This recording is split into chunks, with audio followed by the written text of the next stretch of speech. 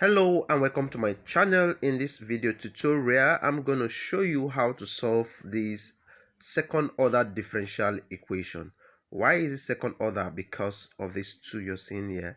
So we are taking the second derivative of y with respect to x of plus 5 first derivative of y with respect to x plus 6y equals 0.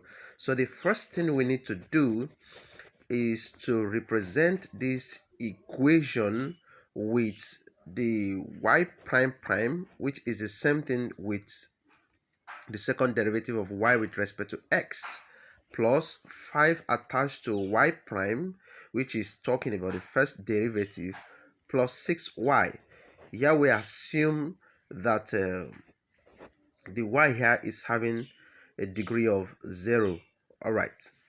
So if it has 0, that means 0, y to the power of 0 is 1. So 1 times 6 is 6. So if we are to represent this with variable, then we could choose variable m, then second derivative, that is squared, plus, here will be 5m plus just 6.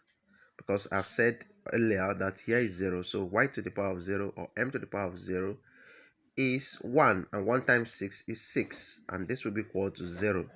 So this is a quadratic equation, and for us to be able to solve this quadratic function, then we're going to apply any of the rules associated with quadratic equation.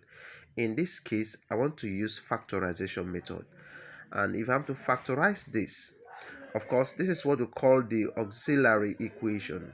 So for us to find this auxiliary equation, it means that we need to look for two consecutive numbers such that when we multiply them, it will give us positive 6, and when we add them up, it will give positive 5.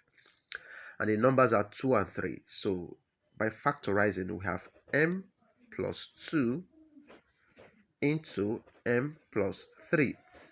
And of course, if you clear this bracket, you still have this. All right. So if m plus 2 times m plus 3 is equal to 0, it means that is either m plus 2 will be equal to 0 or m plus 3 will be equal to 0. That means if either we have m plus 2 equal to 0 or m plus 3 to be equal to 0. Therefore, we have m to be equal to minus 2 or m to be equal to minus 3. Since we have minus 2 and minus 3, this is what we call real and unequal roots. And then to check for the complementary solution, then it means because it is real and equal root, then we use this formula, a exponential, here we have minus 2x, and then we have here to be plus b exponential minus 3x. I hope you found this video helpful. Please make sure you hit the subscribe button, like this video, turn on the notification bell so that by the time I upload new video you get notified, and please make sure you share this video. And if you need one-on-one online tutoring, please contact me. Take care. Bye bye.